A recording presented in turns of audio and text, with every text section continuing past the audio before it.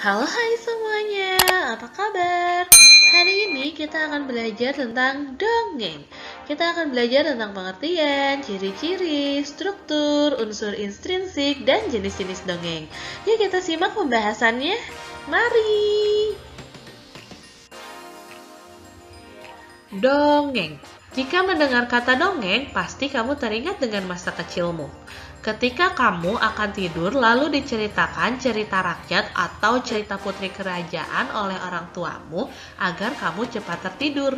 Sebenarnya dongeng merupakan warisan nenek moyang secara turun-temurun yang mesti kita lestarikan, yang walaupun kebenarannya masih dipertanyakan. Namun, dongeng ini termasuk karya sastra yang mampu membangun karakteristik anak sejak kecil untuk belajar berimajinasi. Apakah kalian tahu apa sih arti dari dongeng? Menurut Kamus Besar Bahasa Indonesia, dongeng adalah cerita yang tidak benar-benar terjadi, terutama tentang kejadian zaman dahulu yang aneh-aneh. Jadi, dongeng ini adalah cerita khayalan yang dibuat dan disebarkan dari mulut ke mulut. Maksudnya itu dari satu orang ke orang lain, nanti disampaikan lagi ke orang yang berikutnya. Nah, seperti itu. Berikutnya ada ciri-ciri dongeng. Yang pertama, alur ceritanya singkat dan cepat. Yang kedua, peristiwa yang ada di dalamnya kebanyakan fiktif atau khayalan. Yang ketiga, karakter tokoh dalam cerita dongeng biasanya tidak disampaikan secara rinci. Yang keempat, dongeng biasanya disampaikan secara lisan sebagai hiburan atau cerita pengantar tidur. Yang kelima, pada umumnya dongeng mengandung pesan moral kepada pendengar ataupun pembacanya. Selanjutnya ada struktur dongeng. Yang pertama ada bagian pendahuluan, yaitu bagian ini biasanya dibuat untuk menjelaskan secara ringkas isi cerita dongeng. Yang kedua ada bagian isi, yaitu bagian utama yang terpenting dari suatu dongeng, di mana isinya menceritakan setiap kejadian secara berurutan. Yang ketiga ada penutup, adalah bagian akhir dari cerita dongeng yang biasanya berisi pesan moral dan kata penutup. Berikutnya ada unsur intrinsik dari dongeng. Yang pertama, tema, yaitu ide dasar, ide pokok, atau gagasan yang menjiwai keseluruhan cerita. Bagian ini biasanya dibuat untuk menjelaskan secara ringkas isi cerita dongeng. Yang kedua ada tokoh, yaitu pelaku dalam sebuah cerita. Nah, tokoh ini dibagi menjadi dua. Yang pertama ada tokoh utama, yaitu tokoh yang paling banyak diceritakan. Dan yang kedua ada tokoh tambahan, yaitu tokoh yang porsi penceritaannya lebih sedikit. Yang ketiga ada penokohan. Penokohan merupakan watak, sifat, sikap, kondisi fisik, dan juga karakter yang dimiliki oleh tokoh dalam sebuah cerita. Misalkan ada sebuah tokoh yang sifatnya periang, ceria, pemarah, penyabar, pendendam, dan sebagainya. Seperti itu ya contohnya. Lalu penokohan ini berdasarkan sifatnya dibagi menjadi 3. Yang pertama ada protagonis, yaitu merupakan tokoh yang menampilkan sesuatu sesuai pandangan dan harapan pembaca atau pendengarnya. Biasanya menggambarkan watak yang baik dan positif.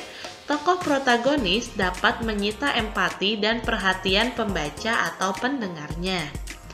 Yang kedua ada antagonis, yaitu antagonis ini lawan dari protagonis. Antagonis menjadi salah satu tokoh yang menimbulkan konflik dalam cerita. Ia merupakan penggambaran watak yang buruk dan negatif. Biasanya tidak disukai oleh pembaca atau pendengarnya.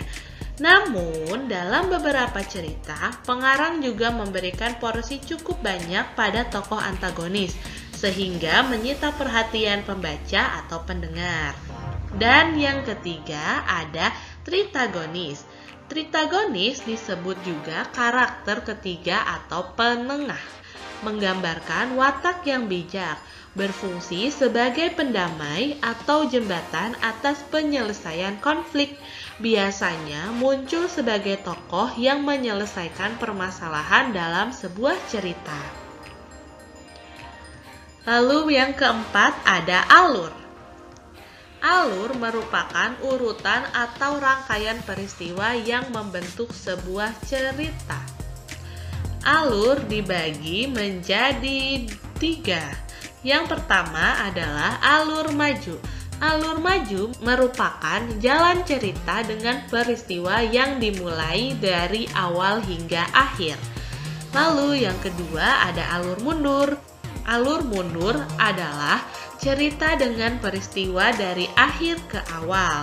Penulis mengawali kisah dengan konflik, lalu penyelesaian dan memperlihatkan masa lalu atau disebut dengan kilas balik.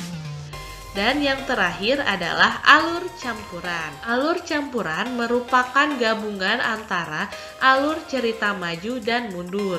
Alur campuran akan menyuguhkan peristiwa yang dimulai dari tengah cerita. Lalu yang kelima ada sudut pandang. Sudut pandang merupakan bagaimana cara penulis menempatkan dirinya dalam sebuah cerita, atau dengan kata lain dari sudut mana penulis memandang cerita tersebut. Sudut pandang secara umum dibagi menjadi 2. Yang pertama, sudut pandang orang pertama, yaitu penulis berperan sebagai orang pertama yang bisa menjadi tokoh utama maupun tokoh tambahan pada cerita. Dan yang kedua ada sudut pandang orang ketiga. Penulis berada di luar cerita serta tidak terlibat secara langsung pada cerita. Penulis menjelaskan para tokoh di dalam cerita dengan menyebut nama tokoh atau kata orang ketiga, yaitu dia dan mereka. Dan keenam itu ada amanat.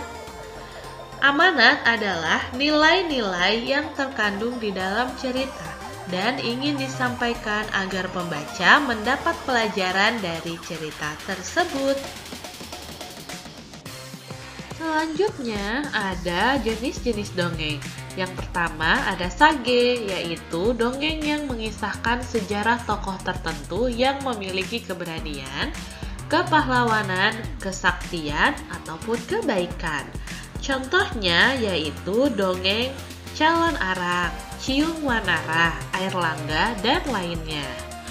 Berikutnya, yang kedua ada mite atau mitos, yaitu dongeng yang menceritakan hal-hal yang berhubungan dengan makhluk halus, seperti dewa-dewi ataupun jin. Contohnya dongeng Nyi Roro Kidul, Joko Tarub, dan lainnya. Yang ketiga ada fabel, yaitu dongeng yang menceritakan mengenai kehidupan hewan, di mana hewan tersebut dapat berperilaku seperti manusia. Contohnya dongeng Si Kancil dan Buaya. Lalu yang keempat ada legenda. Legenda adalah dongeng yang dipercaya oleh beberapa penduduk setempat benar-benar terjadi, tetapi tidak dianggap suci atau sakral. Contohnya adalah legenda Lutung Kasarung, Danau Toba, dan lainnya. Dan yang kelima ada parabel, yaitu dongeng yang ceritanya mengandung nilai-nilai pendidikan, baik pendidikan moral, agama, atau pendidikan lainnya yang disampaikan secara tersirat. Contohnya seperti dongeng Malin Kundang. Itulah pembahasan kita hari ini. Semoga kalian memahaminya ya. Terima kasih telah menyaksikan dan mohon maaf apabila ada kekurangan. Sampai jumpa di video berikutnya. Bye-bye.